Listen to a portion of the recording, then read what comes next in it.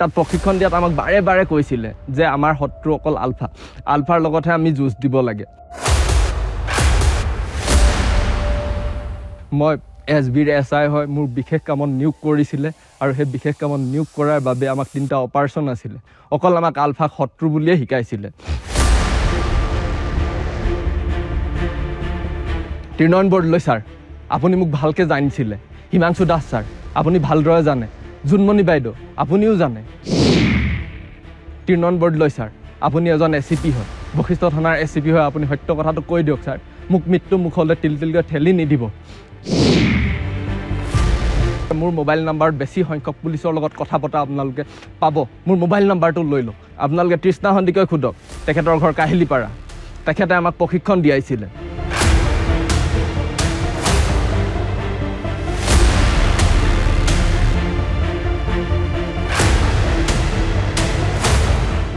কাবেৰী, অংকিতা, চয়নিকা, তোমালোকোতো আমাৰ লগত আছিলা। নুমল, ঋতুৰাজ, বন্ধুসকল, তোমালোকে এনে ভুল নকৰিবা।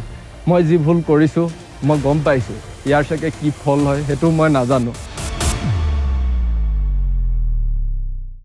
ৰাইজ, মই মিছা কথা কোৱা নাই। মোক যেনেধৰণে পঠিয়াইছিলে, মোৰ যি প্ৰকৃত পৰিচয়, মই সত্য কথা কৈছোঁ। মই কোনো মিছা কথা কোৱা নাই। মই SBৰ এজন SI হয়। মই এবাৰ নহয় 1000 বাৰ ক'ম যে মই কোনো মিছা কথা কোৱা নাই। মোৰ যেতিয়া প্ৰথম আৰক্ষীত নিযুক্তি হৈছিলে, মই সেই কথা মোৰ দেউতাক অৱগত কৰিছিলোঁ। মোৰ নিচাও এজন পুলিচৰ বিষয়া হয়। মই নিচাও এই কথা অৱগত। তেখেতেও গম পাইছিলে যে মোৰ যেতিয়া SI নিয়োগ হৈছিলে, তেতিয়া মই তেখেতলোকক সেই কথা কৈছোঁ। আৰু মই দেউতাৰ পৰা মোৰ যি ইউনিফৰ্ম কিনিবলৈ, ষ্টিক কিনিবলৈ মই দেউতাৰ পৰা পইচা বিচাৰিছিলোঁ আৰু দেউতাই মোক পইচা দিছিলে। ইমানটো যদি ৰাইজ আপোনালোকে মোক বিশ্বাস নকৰে, মই এটা কথা ক'ব খুজিছোঁ। আপোনালোকে বেলতলা অজন্তা পথত ৰয়েল এনক্লেভত যাওক। এবাৰ তাত খবৰ কৰক, তাত কি প্ৰশিক্ষণ চলে। মানস চলিহা সোধক, তৃষ্ণা সন্দিকৈ সোধক। মানস চলিহা ঘৰ গোলাঘাট কুৰালগুৰিত হয়। মানস চলিহা সোধক। মানস চলিহাক সকলোৱে জানে যে মানস চলিহাক ঘূৰা বুলি ক'লে প্ৰায়বোৰ থানাই চিনি পায়। তেখেতে তেনেকুৱা ধৰণৰ আগতো কাম কৰিছে। মানস চলিহাক সুধি চাওক, তেতিয়া গম পাব ৰাইজ মই মিছা কথা কোৱা নাই। আপোনালোকে তৃষ্ণা সন্দিকৈ সোধক, তেখেতৰ ঘৰ কাহিলীপাৰা। তেখেতে আমাক প্ৰশিক্ষণ দিয়াইছিলে। আপোনালোকে তেখেতক সোধক, তেতিয়া গম পাব। মোৰ লগত যিসকলে প্ৰশিক্ষণ লৈছে, মই তেওঁলোকক এটা বিনম্ৰ অনুৰোধ কৰিব বিচাৰিছোঁ। কাবেৰী, অংকিতা, চয়নিকা, তোমালোকোতো আমাৰ লগত আছিলা। নুমল, ঋতুৰাজ, আমি সকলোখিনি একেলগে আছিলোঁ। কাবেৰী আৰু চয়নিকা দাসৰ ঘৰ হৈছে নগাঁও। তোমালোকে কিয় পাহৰি গৈছা মোক? তোমালোকতো এই আলফাৰ বিৰুদ্ধে যি যুঁজ হৈছিলে, সেই যুঁজত আমাক কেনেধৰণে ব্যৱহাৰ কৰিছিলে তোমালোকেও জানা। আমাক কেনেধৰণৰ প্ৰশিক্ষণ দিয়াইছিলে সেই কথা তোমালোকেও অৱগত। নুমল, তোমাৰো ঘৰ গোলাঘাট মেৰাপানীত। তুমি মিছা নক'বা, সত্য কথা কৈ দিয়া। আমাক যি ধৰণে প্ৰশিক্ষণ দিছিলে এনক্লেভত, আমাক কি ধৰণে আলফাৰ বিৰুদ্ধে প্ৰশিক্ষণ দিয়াইছিলে। আৰু তাত প্ৰশিক্ষণ দিয়াত আমাক বাৰে বাৰে কৈছিলে যে আমাৰ শত্ৰু অকল আলফাৰ লগতহে আমি যুঁজ দিব লাগে। আৰু সেই ক্ষেত্ৰত আমাক আণ্ডাৰ কভাৰ হিচাপত প্ৰস্তুত কৰিছিলে। আমাক যেতিয়া মিছন দিয়া হয়, সেই মিছনৰ কাৰণে আমাক প্ৰস্তুত কৰিছিলে। অকল আলফাৰ বিৰুদ্ধে মিছনৰ ক্ষেত্ৰত আমাক প্ৰস্তুত কৰিছিলে প্ৰশাসনে।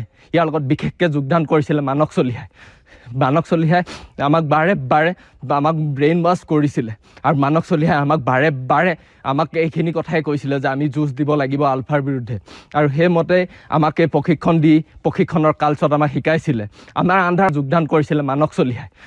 মানস চলিহাই আমাক বাৰে বাৰে আমাক ব্ৰেইন ৱাছ কৰিছিলে। আৰু মানস চলিহাই আমাক বাৰে বাৰে আমাক এইখিনি কথাই কৈছিলে যে আমি যুঁজ দিব লাগিব আলফাৰ বিৰুদ্ধে। আৰু সেইমতেই আমাক এই প্ৰশিক্ষণৰ কালচত আমাক শিকাইছিলে।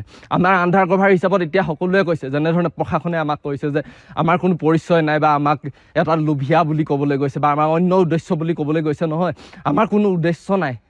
আমাৰ কোনো ভুকীয়াকৈ আমি একো উদ্দেশ্য লৈ আমি একো লোভত পৰি কৰা নাছিলোঁ। আমাক যি ধৰণে ব্যৱহাৰ কৰিছিলে, আমাক যেনেধৰণে প্ৰলোভন দিছিলে, হয় আমি প্ৰলোভিত হৈছিলোঁ, কিন্তু বিশেষকৈ আমাক তেনেধৰণে তেওঁলোকে আণ্ডাৰ কভাৰ হিচাপত ব্যৱহাৰ কৰিছিলে। আণ্ডাৰ কভাৰ হিচাপত যেতিয়া ব্যৱহাৰ কৰিব, আমাৰ কি সুকীয়া পৰিচয় থাকিব? আপোনালোকেও চাগে হয়তো জানে, আণ্ডাৰ কভাৰ হিচাপত যদি থাকে, আণ্ডাৰ কভাৰ কোনো সুকীয়া পৰিচয় নাথাকে। ঠিক একেদৰে আমাৰো সুকীয়া পৰিচয় নাই। আৰু আপোনালোকে এতিয়া যদি বাৰে বাৰে মই কৈ আছোঁ যে হয় মই SBৰ SI হয়, আপোনালোকে হয়তো বিশ্বাস কৰা নাই ৰাইজ। তেন্তে হ'লে মই এটা শেষত আপোনালোকক কথা কওঁ, আপোনালোকক আৰু প্ৰমাণ কি দিম? মোৰ মোবাইল নাম্বাৰটো লওক, মোৰ মোবাইল নাম্বাৰ কল ডিটেইলছ উলিয়াব। আপোনালোকে মোৰ মোবাইল নাম্বাৰত বেছি সংখ্যক পুলিচৰ লগত কথা পতা আপোনালোকে পাব। মোৰ মোবাইল নাম্বাৰটো লৈ লওক। মোৰ মোবাইল নাম্বাৰ হৈছে 7896411176। এইটো মোৰ নিজৰ পাৰ্চনেল মোবাইল নাম্বাৰ হয়। এই মোবাইল নাম্বাৰটোত আপোনালোকে চালে আপোনালোকে নিজে গম পাব মই সঁচা কৈছোঁ নে মই মিছা কৈছোঁ। এতিয়া যিসকলে মোৰ লগত প্ৰশিক্ষণ লৈ আছিলে, বিশেষকৈ মই তেওঁলোকক উদ্দেশ্যে ক'ব খুজিছোঁ, ভাই আৰু ভুল নকৰিবা। বহুত ভুল কৰিলোঁ। এতিয়া মই যি ভুল কৰিছোঁ, মই কেনেকৈ আছোঁ, কি হৈছে, মই কাৰ কাৰণে আজি ইমান এনেকুৱা নিৰ্যাতিত হ'ব লগা হৈছে, তাৰ একমাত্ৰ দায়ী অসম প্ৰশাসনে আমাক বিশেষকৈ শিকাইছিলে যে কেনেধৰণে আমি আলফাৰ বিৰুদ্ধে যুঁজিব লাগে। অকল আমাক আলফাক শত্ৰু বুলিয়ে শিকাইছিলে। হয়, মই আজি আহি আলফাৰ ওচৰত সত্য কথা কোৱাত তেওঁলোকে মোক কৈছে যে মই মিছা কথা কৈছোঁ। মই এটাও মিছা কথা কোৱা নাই আৰু মই এটাও মিছা কথা ক'বলৈ খোজা নাই। যি কথা মই আগতেও কৈছোঁ, এটা কথা সঁচা। প্ৰত্যেকটো কথাই মোৰ হাতত যুক্তি সহকাৰে প্ৰমাণ আছে আৰু মই প্ৰমাণ সহকাৰে ক'ব পাৰোঁ যে তেওঁলোকে আমাক ব্যৱহাৰ কৰিছিলে। পাৰ্থ মহন্ত, জি পি সিং, তেওঁলোকে আমাক এটাকৈ ব্যৱহাৰ কৰিছিলে। আৰু মই যে এই ক্ষেত্ৰত আছোঁ, এতিয়া সকলোৱে কৈছে যে কোনো নাজানে বুলি কোৱাসকল মই প্ৰশাসনৰ বিশেষ বৰমূৰীয়া কেইজনক সুধিব বিচাৰিছোঁ। ত্ৰিনয়ন বৰদলৈ ছাৰ, আপুনি মোক ভালকৈ জানিছিলে। হিমাংশু দাস ছাৰ, আপুনি ভালদৰে জানে। জোনমণি বাইদেউ, আপুনিও জানে যে মই সত্য কথা কৈছোঁ নে নাই। আপুনি নিজে DGP অফিচত কৰ্মৰত জোনমণি বাইদেউ, আপুনি নিজে সত্য কথাটো কৈ দিয়ক যে কেনেধৰণে প্ৰশাসনে আমাক আণ্ডাৰ কভাৰ হিচাপত ব্যৱহাৰ কৰিছিলে। ত্ৰিনয়ন বৰদলৈ ছাৰ, আপুনি এজন SCP হয়, বশিষ্ঠ থানাৰ SCP হয়, আপুনি সত্য কথাটো কৈ দিয়ক ছাৰ। মোক মৃত্যু মুখলৈ তিলকৈ ঠেলি নিদিব। মই প্ৰত্যেক মুহূৰ্তত মোক আপুনি ঠেলি দিছে। মই সেইকাৰণে মোৰ লগৰসকলক ক'বলৈ বিচাৰিছোঁ যে আমি সকলোৱে একেলগে প্ৰশিক্ষণ লৈছিলোঁ। প্ৰশিক্ষণ লোৱাৰ টাইমত আমাক যি ধৰণে শিকোৱা হৈছিলে, যি ধৰণে বুজোৱা হৈছিলে, সেই সকলোবোৰ কথা এটাকৈ মিছা। সেই সকলোবোৰ কথাৰ আঁৰত আছিলে আমাক উত্তেজিত কৰা। ঠিককৈ মোক উত্তেজিত কৰিলে, কিন্তু আজি মোৰ যেতিয়া বিপদৰ মুহূৰ্ত আহিলে নহয়, মোক যেনেধৰণে গা এৰা দিলে প্ৰশাসনে, কাইলৈ সেই মুহূৰ্তত হয়তো তোমালোককো গা এৰা দিব। সেয়েহে মোৰ সকলো বন্ধু যিসকলে মোৰ লগত প্ৰশিক্ষণ কৰিছিলে, মই তোমালোকক এবাৰ কাটৰ আহ্বান কৰিব বিচাৰিছোঁ যে তোমালোকে এনে ভুল নকৰিবা। মই যি ভুল কৰিছোঁ সেই ভুল যাতে তোমালোকে নকৰিবা। মোৰ ভুলে যাতে শেষ ভুল হওক। মোৰ ভুলৰ পাছত যাতে তোমালোকে এনে দুনাই ভুল নকৰিবা। আলফাৰ প্ৰতি যি আমাক এক মনত বেয়া ভাৱ সুমুৱাই দিছিলে, সেই মনৰ প্ৰতি থকা সেই ভাৱ আঁতৰাই পেলোৱা। সেই ভাৱ আঁতৰালেহে তোমালোকে সলনি হ'ব পাৰিবা আৰু সত্য পথত আহা। তোমালোকে মোৰ কথা যিসকলে জানা, মোৰ লগত প্ৰশিক্ষণ লৈছিলা, মোৰ 34 নম্বৰ ৰোল নম্বৰ হয়। 34 নম্বৰ হোৱাৰ পাছত যি আগৰ 33জন আছে, সকলোৱে আহি মোৰ ক্ষেত্ৰত এবাৰ মাত দিয়া। সকলোৱে এবাৰ কোৱা, মই তোমালোক কাটৰ আহ্বান কৰিছোঁ যে তোমালোকে এবাৰটো কোৱা যে হয় মই তোমালোকৰ একেলগৰে আছিলোঁ, একেলগে আমি প্ৰশিক্ষণ কৰিছিলোঁ। কিয় আহি তোমালোকে আজি ক'বলৈ বিচৰা নাই? কিয় মোক মৃত্যু মুখলৈ ঠেলি দিছা? প্ৰশাসনে যি ষড়যন্ত্ৰ ৰচিলে, প্ৰশাসনে আমাক যিহেতু প্ৰথমেই কৈছিলে, সেইটো তোমাকো কৈছে, মোকো কৈছে। যদি কেনেবাকৈ কোনোবা মুহূৰ্তত আমাৰ সঠিক পৰিচয় পায়, তেতিয়াহ'লে প্ৰশাসনৰ লগত আমাৰ কোনো সম্পৰ্ক নাই। প্ৰশাসনে আমাক চিনি নাপায়, আমি প্ৰশাসনক চিনি পাব নালাগে আৰু আমি কোনো তথ্য প্ৰশাসনৰ কাৰো আগত দিব নালাগে। কিন্তু মই ইয়াত দিয়াৰ কাৰণে আজি প্ৰশাসনে মোক এনেকুৱা কৰিলে। বন্ধুসকল, তোমালোকে এনে ভুল নকৰিবা। মই যি ভুল কৰিছোঁ মই গম পাইছোঁ। ইয়াৰ চাগে কি ফল হয় সেইটো মই নাজানো, কি সিদ্ধান্ত হয় মই সেইটোও নাজানো। তোমালোকলৈ মই কিন্তু এপ লৈ পিনে সংগঠনলৈ নাহিবা। সংগঠনক ক্ষতি কৰাৰ উদ্দেশ্যে বা সংগঠনৰ হকে এখন ভুৱা যুঁজ কৰিম বুলি কোনো আগবাঢ়ি নাহিবা। তোমালোকে তাতে থাকা, সুখে থাকা। কোনো ইয়ালৈ আহি বা মোৰ ধৰণে যি অৱস্থা হৈছে তোমালোকৰ যাতে তেনে অৱস্থা নহয়। মই তোমালোকক বাৰম্বাৰ অনুৰোধ কৰিছোঁ, অসমবাসী ৰাইজক আকৌ এবাৰ কৈছোঁ যে মই এটাও কথা মিছা কোৱা নাই। আপোনালোকে মোক যিহেতু মিছলীয়া বুলি ভাবিছিলে, মই এটাও কথা মিছা কথা কোৱা নাই। মই প্ৰত্যেকটো কথা যুক্তি সহকাৰে আপোনালোকৰ আগত কৈ গৈছোঁ সেইবাবে যে আপোনালোকৰ মোৰ ফোন নম্বৰ পৰ্যন্ত আপোনালোকে যদি উলিয়াই আপোনালোকে সকলো তথ্য পাব।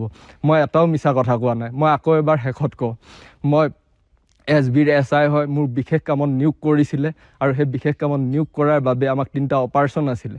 সেই 3টা অপাৰেশ্যন যদি সফল হয়, তেতিয়াহে আমাক বাকীসকলক যেনেধৰণে স্থানীয় যিসকলক মানে পৰিচয় দিয়ে তেনেধৰণে পৰিচয় দিব।